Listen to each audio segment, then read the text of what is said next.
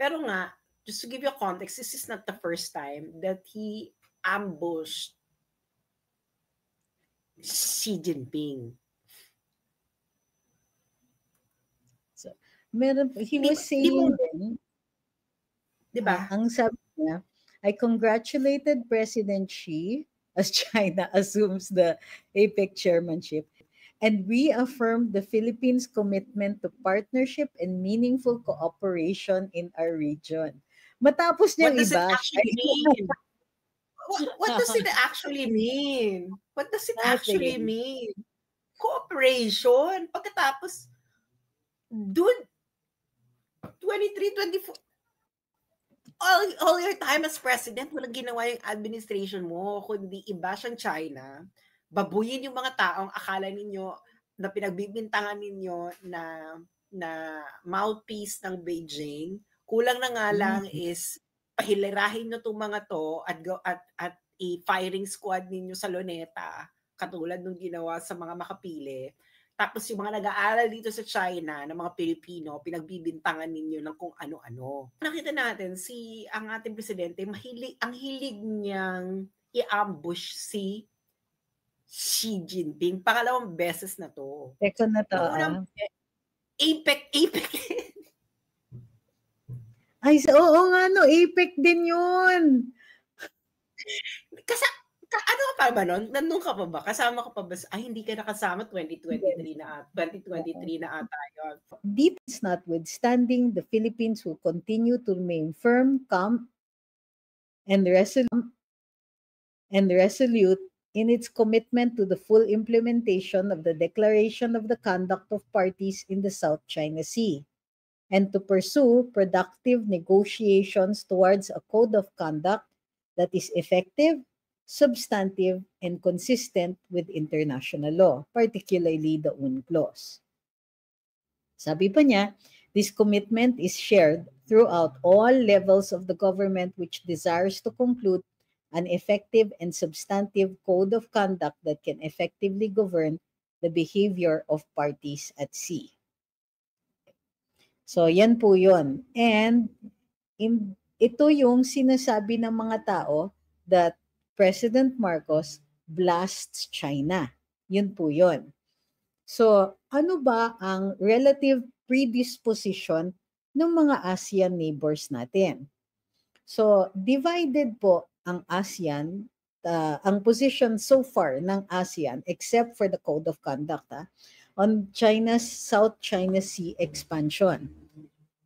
Binabalanse nga lang ng bawat mga miyembro ng ASEAN ang kanilang economic ties with China laban dun sa mga concerns nila sa kanilang mga claims within the South China Sea.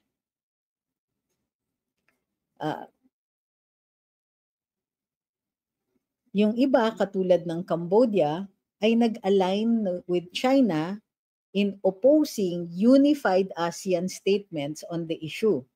Ibig sabihin, ang Cambodia, hindi sila sang-ayon sa isang ASEAN stand on how to deal with China sa South China Sea. Ang position kasi ng China is through bilateral talks. So, sumang-ayon ang Cambodia. Ang iba naman, tulad ng Vietnam at Malaysia, mayroon sila ring mga maritime claims, pero sila gusto nila unified response. Ngunit, inuuna nila ang kanilang economic engagement sa China bago yung concerns nila dito. Brunei din may claims sa South China Sea at mayroon din so Vietnam, Malaysia at Brunei may mga maritime claims sila at nag-e-express sila ng concern tungkol doon sa assertive behavior ng China sa South China Sea. So, dito sa ASEAN, ang pinatutunguhan ay magkaroon ng code of conduct dito. Gusto ko lang ipaalala kung sino po ang nagpasimuno ng code of conduct na ito. Noong ang Pilipinas ay head ng ASEAN panahon ni Rodrigo Duterte bilang presidente, tayo po ang nagsulong ng Code of Conduct na yan. So, ngayon, nakita naman ng marami sa atin na towards the end, una naging issue yung bakit wala siya sa family picture. Ang pangalawang naging issue ay, yun na nga, yung paglapit niya kay President Xi. Ayon sa ilang mga dalubhasa na nakakausap natin na may view of China, ito ay labag daw sa protocol. Unang-una, hindi ka basta pwedeng lumapit. Ngunit sa pagdidescribe ng ating Pangulo, tila tumawid-tawid pa daw siya ng ilang mga upuan sa kanyang kamamadali makalapit kay President Xi. Nakakatuwa lang. At it appears na ang general consensus na nakikita natin sa social media is medyo parang it seemed a little off. This is the kindest most people say. It seems a little off, or rather slightly embarrassing, if not outright embarrassing. Kasi nga, lumapit siya, walang pahintulot, and this was not a kumbaga, yung pagpapalapit kasi sa isang premier, lalong-lalo na sa China, ay governed by several rules and protocols, particularly kung this is a formal event. So, sabi ni Awi, I think the ASEAN leaders did not react much about this the last time BBM spoke about this. Ngayon, inulit na naman niya. Oo nga mukhang talagang pinupush niya yung naratiba na ito. On the other hand, there is the impression sa marami sa ating mga, kumbaga, watchers, for those academics who seriously watch yung mga pangyayaring ganito, at sinasabi is that ang turing ng ilang ASEAN nations sa Pilipinas ay tayo ang nagsasalita para dun sa stand ng US.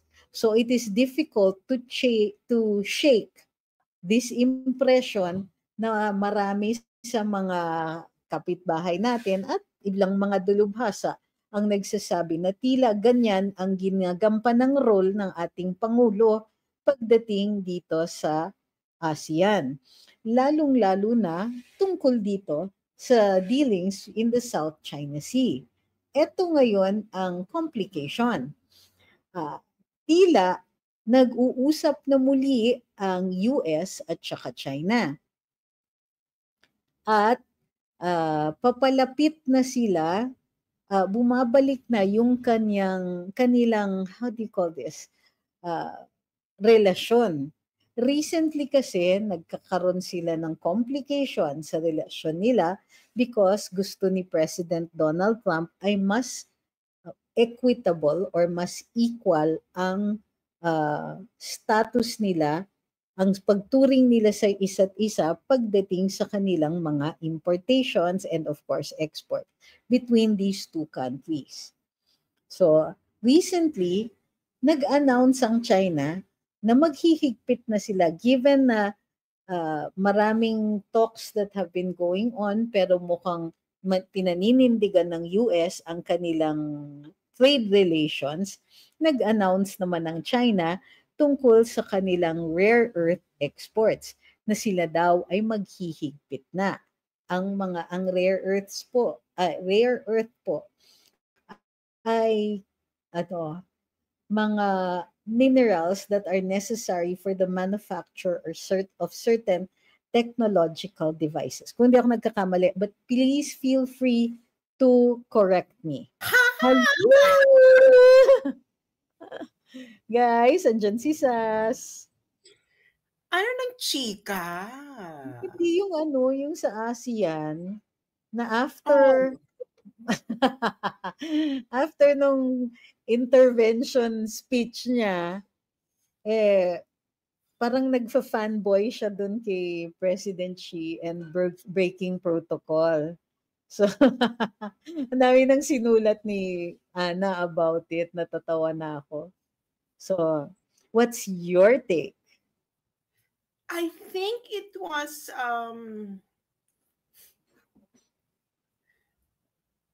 unang-una, it was awkward. To say the least, yes. It was very awkward because I believe yung context kasi noon is, I think the South Korean president was, ano bang sinabi ng South Korean president noon? He was like announcing that. Teka. Check natin. At the time, he did. Ano kasing context noon eh? Diba? Yung context nung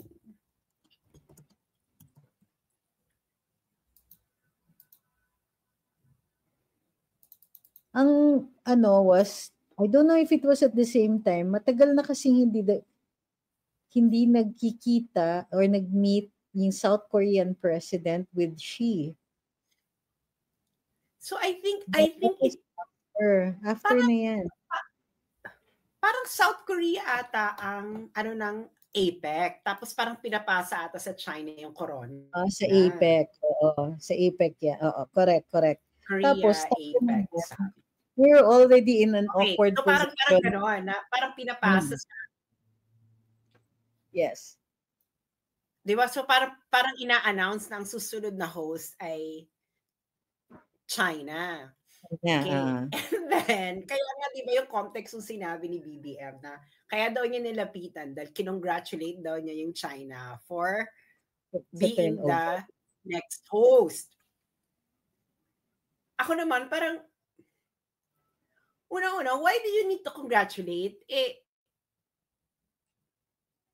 Scheduled naman yan. Rotational naman talaga yan. It's not some achievement na okay, nanalo ang China sa pag-host. Wala naman ganon. It's really rotational.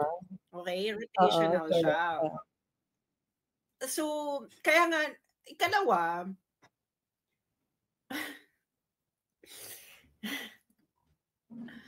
I think the president was in high tide during that time. Alam mo yung parang high tide. Kasi dude, hindi mo ba nakita na parang ikaw lang yung lumapit? Parang hindi mo nakikita na this is a moment between the South Korean president and the Chinese president. So, yun eh, na parang una-una, it's not an award. It's not an award. So there's really nothing to congratulate China for. It was just announcing na ang susunod na host ay China because it is according to schedule. Okay, according to schedule. Tapos, kaya awkward ako kasi nung lumapit siya, ano talaga bigla si Wang Yi. Ibig sabihin, ano to? Bakit ka lumalapit? What is the point? Nagigets ninyo? Kasi, siya eh, parang, ano to? Kasi wala siya sa schedule. Alam mo yon? Wala namang ganito. Bakit may lumalapit bigla? So, ang nakita natin, ang ating presidente, ang hilig niyang i-ambush si Xi Jinping. Pangalawang beses na to. Teka na to. APEC. Ay, oo nga no, APEC din yun. Kasi, ano ka pa ba nun? Nandun ka pa ba? Kasama ka pa ba? Ay, hindi ka nakasama 2023 na ata yun. Yes. Or 2024, yung di ba pinaglaruan pa nga natin si BBM nun kasi yung meeting nilang dalawa ni who's this girl? I already forgot the name of Kamala Harris is para sila nag-iinom. Yeah. Forgettable kasi. Okay. Yung para sila nag-iinom sa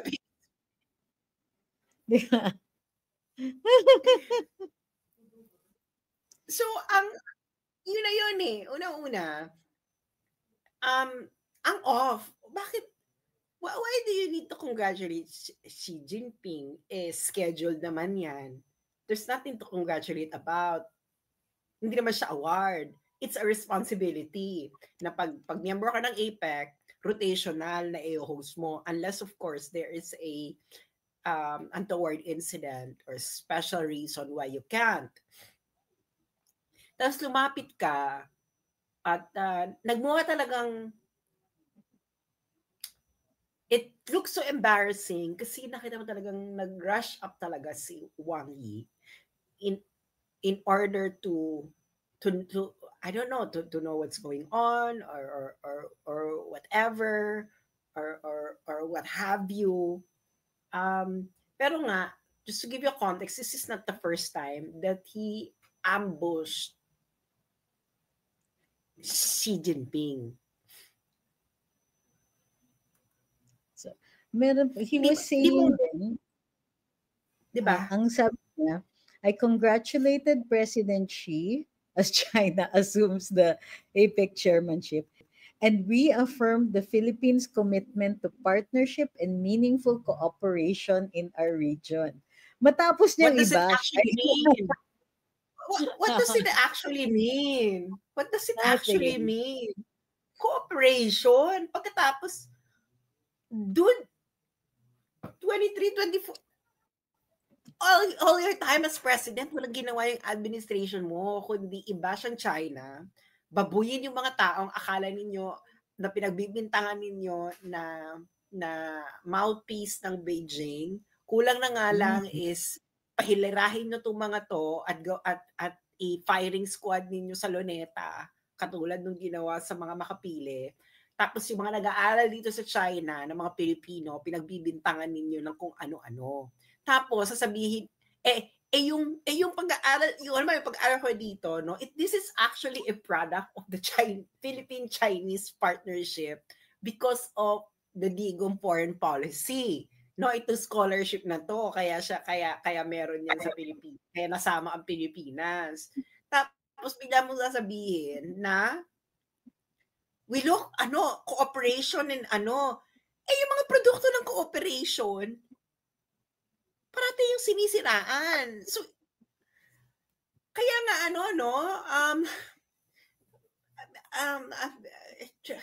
make a choice, high tide or low tide. Ito pa.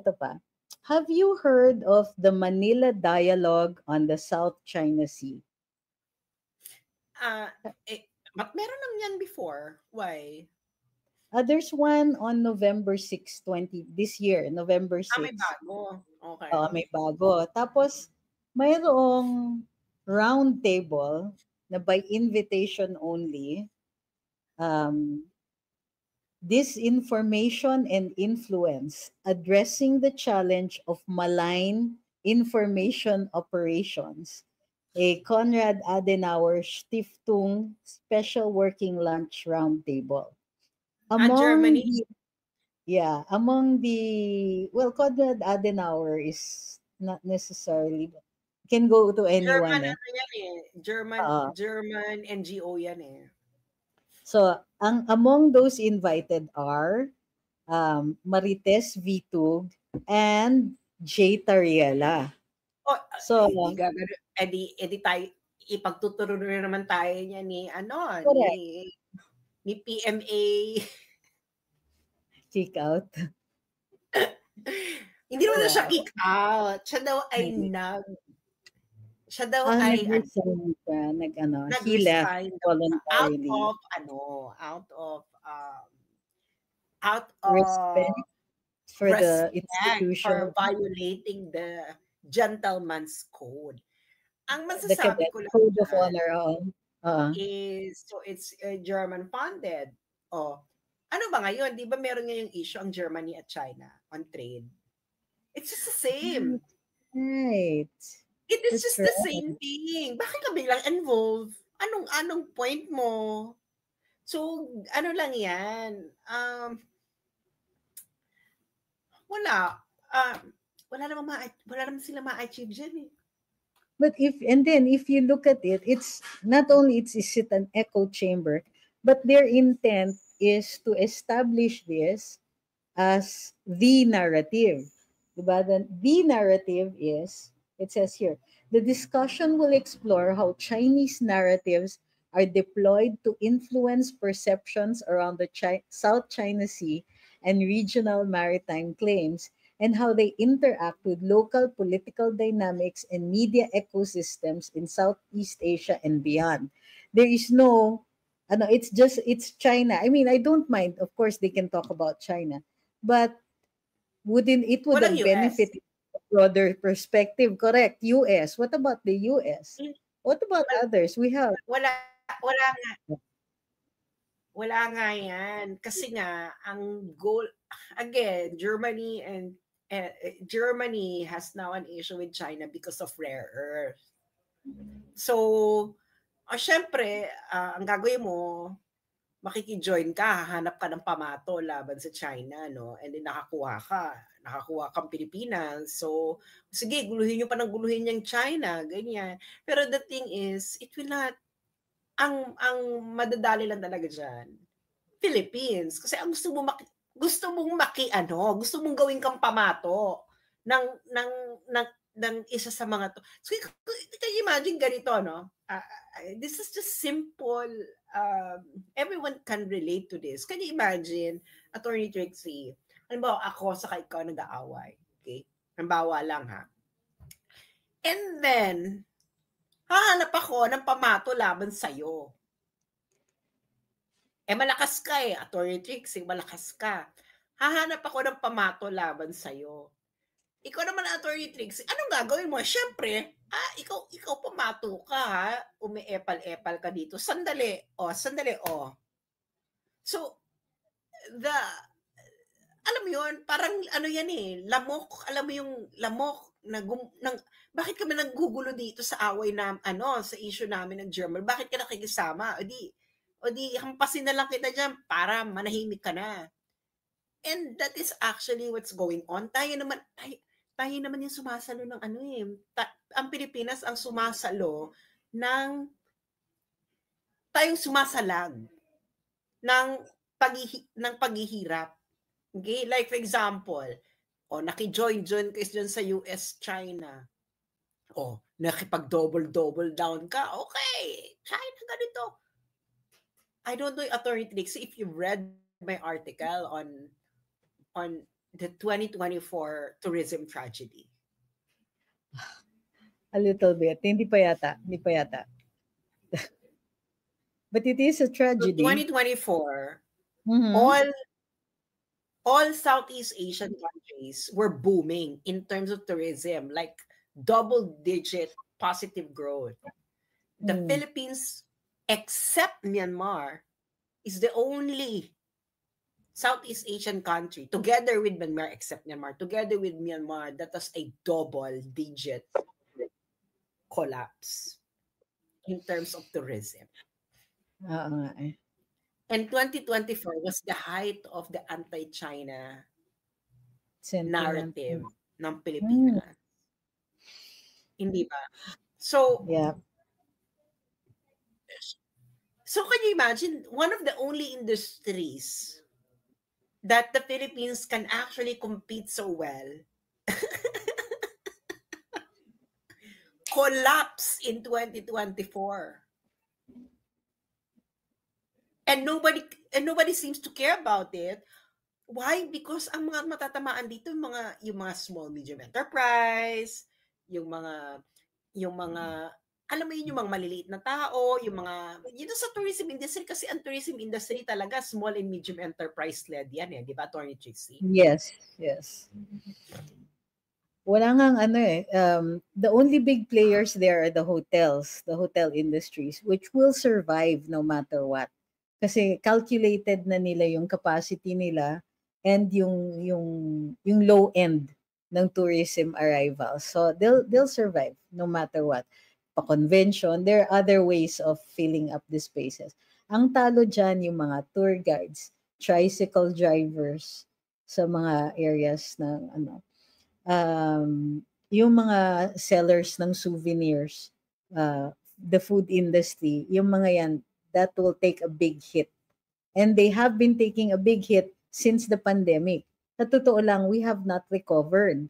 When the whole world was doing the post-pandemic tourism rush, we were the only ones left lagging behind. And this despite an almost 2 billion budget for the Department of Tourism in order to boost their promotions program. Remember the 1.2 billion, di ba, for the communications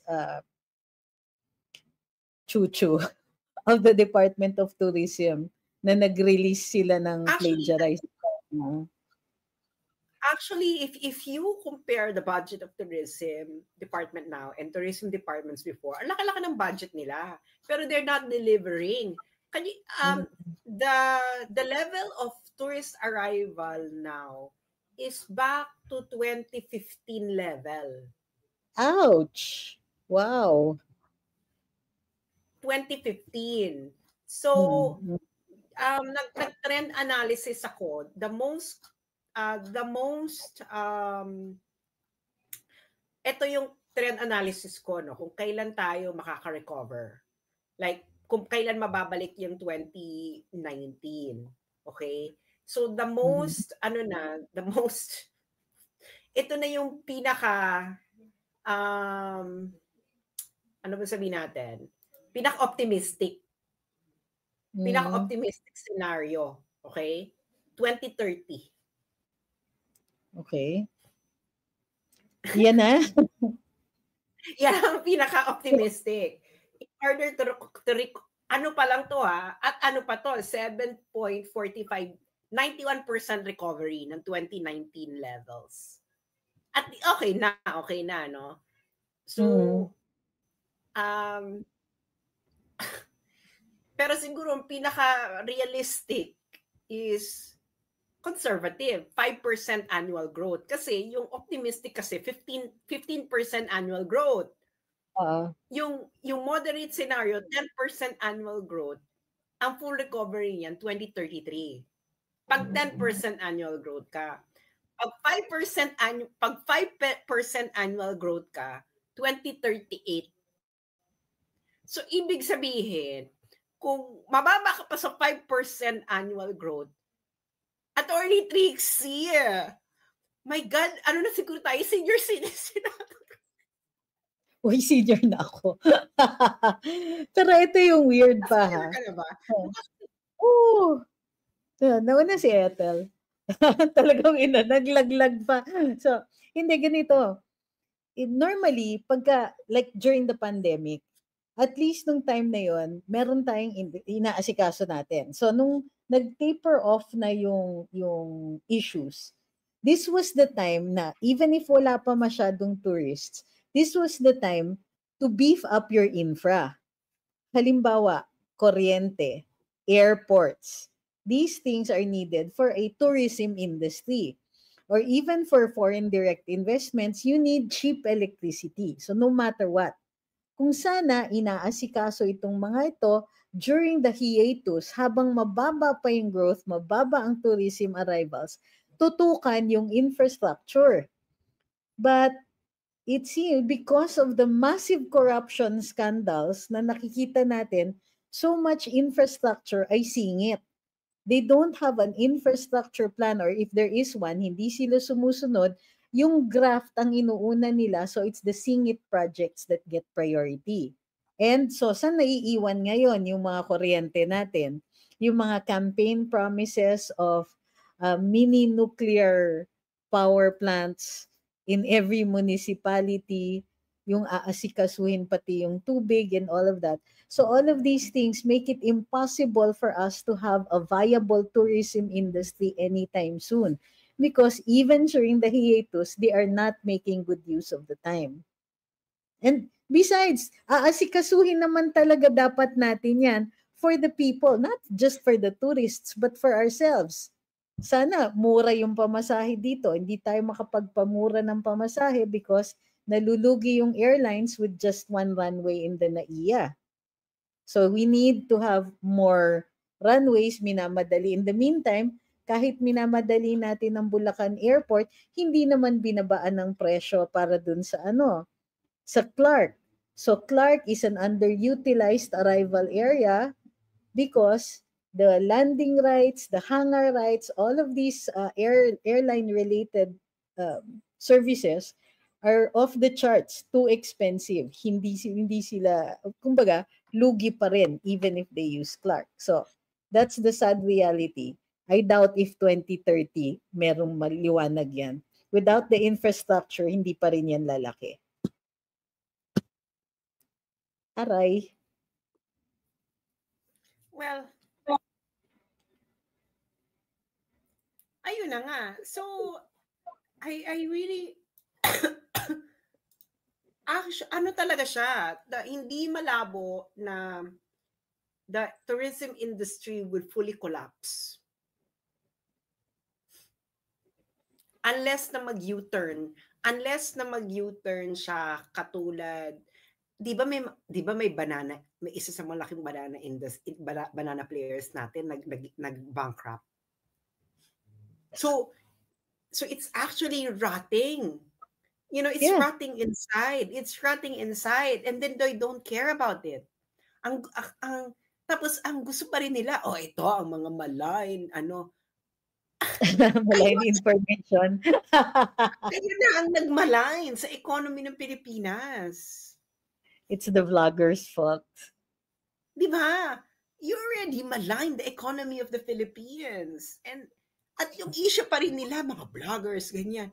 Look at what's happening to your tourism industry. Look what happened to your banana industry. They don't really care about the Filipino people. Yun ang masasabi ko, they don't really care about the Filipino people. That's the truth of it. They don't really care. So that's it. So, wala tayong choice. I don't see this ending well for the Marcos administration. No. Kasi yung umaaray na raw ang hotel owners ng Bohol. Of course, because a lot of tourism industry, when nagdadagsaan na yung mga Chinese, they already planned because of that na maraming Chinese tourists. So karamihan diyan nagpalaki ng mga, alam mo yun, nagpalaki ng mga ng accommodation, alam mo yun, tinaasan nila yung occupancy, nila, nag-renovate, they invested a lot. Kasi nung panahon ni Digong, talagang nagbo-boom. Nakikita talaga nila nagbo-boom. Kung hindi talaga nagkaroon ng pandemic, siguro umabot na talaga tayo ng mga, siguro mga 12 million. No? Magtatapos siguro sa PRRD ng 12 million tourists. Yung mga nasa tourist industry, yun ang kanilang tinitingnan na trajectory. So imagine, 2024, biglang grabe yung, alam mo, ang sakit niyan sa mga nag-invest na Correct. Yung mga hotels, kaya nga during the kaya alam natin that there's corruption involved here. A lot of the ways para natutulungan kasi certain aspects of the industry. And that's what the DOT is supposed to be doing. Pero natutulungan nila are places like, yun na nga, that's why I was saying hotels. Kasi pwede kang magpa-government seminar, magpa-convention, meeting ng mayors, mga ganyan. Mabubuhay sila, although hindi sila, yayaman, sa government projects. Pero at some point, that's stopgap, really. So, but major hotels, major investments, ganyan.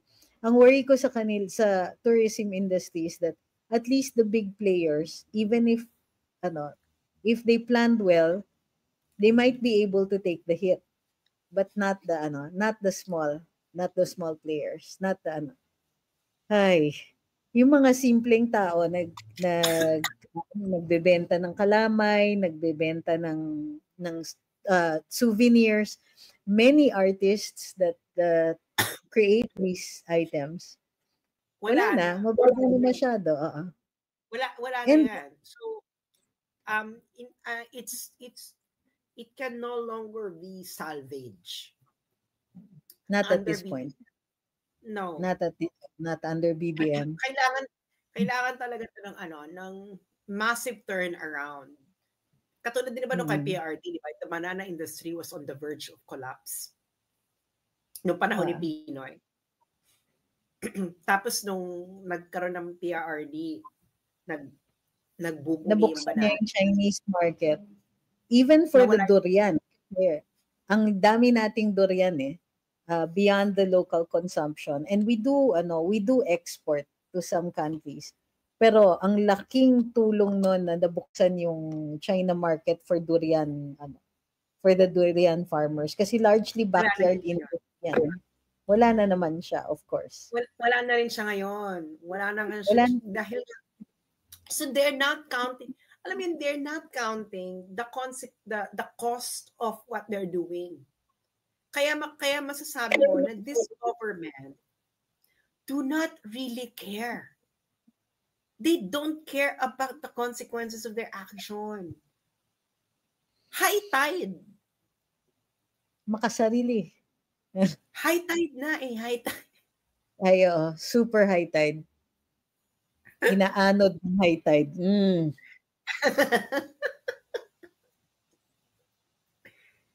Walang preno. And what saan nila kukunin yung saan nila kukunin yung mga turista?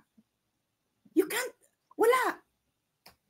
Tapos sana, di ba? Sana may added revenue kung humingi tayo ng renta para dun sa sa visiting forces. And this was an opportunity to negotiate, di ba? Lalo-lalo na mainit yung issue, mainit sa region. Dapat nagpapadala na, di ba? Like what PRD did. He parlayed his advantage, renewal ng VFA, may advantage tayo, pwede siyang humindi. At some point, tinatanong na ng mga ano bang kailangan nyo? What do you want? What do you need us to give you? Vaccines. Yan. Sumuka ng vaccines ang US, which many of which, the manufacturers were originally advised na walang pwedeng i-export, US only. Europe was doing the same thing. The vaccines were only for their people. Si PRD, hindi, nakakuha siya. So ayun na nga, there is no policy in place. There is actually, feeling ko talaga, noong 2022, may coherent kasi yung policy ng foreign policy, di ba, Attorney Trixie. Yeah. Alam mo yan, coherent ang foreign policy noon. Coherent ang programa ng gobyerno. Tapos, nung nagsimulang inaway-away nilang lahat at nagpalit-palit sila ng mga tao, hindi na coherent yung policy. Chapsuy na. O, ano bang gusto mong gawin dyan? Away mo yung China? Sige, away mo yung China. O, ikaw, anong gusto mo? Gusto mo ligawan ng tourism ng China? Sige, ligawan mo yung tourism ng China. Ikaw, anong gusto mo? Kaya kita mo na ngayon, di ba? Halata tuloy na aaway mo yung China. Diba? Away mo yung China, inaway-away mo, tapos biglang tinanggal mo yung e-visa noon dahil kasi nga concern, security, ganyan. Tapos ngayon ibabalik mo. What happened? So wala na security concern. Wala. Diba? Para tong jowa mong hindi mo na malaman. High tide. Yup. Di lang high tide, very high tide. And then it's as if hindi lang isang high tide, no? Parang lahat meron. So, ayun. Sas, pasensya na, may programa kasi ako maaga bukas. Thank you very much. Congratulations pala. Ito ang tunay na congratulations. Congratulations pala sa iyong programang The Spokes. Thank Iba you. ka. Sino ba yung co-host mo doon? Si Edwin Lasherda. Remember him? Spokes ni Pinoy. So, yeah, the idea of the show is puro spokes, puro press secretaries. So, tapos hindi pwede kaming parehong side, kumbaga parehong president. We have to reflect differing points of view. So, di ba? Pwede na. For now, kayang-kaya pa. But thank you for that. Sige, diba? Na-share na pala yun. Yeah. Parang mabait siya sa'yo ngayon. Char. Medyo nakakahiya naman mag-away kami, di ba? Sige. Sige. Thank you very much, Sas. Thank you for having me. Hello, guys. From the other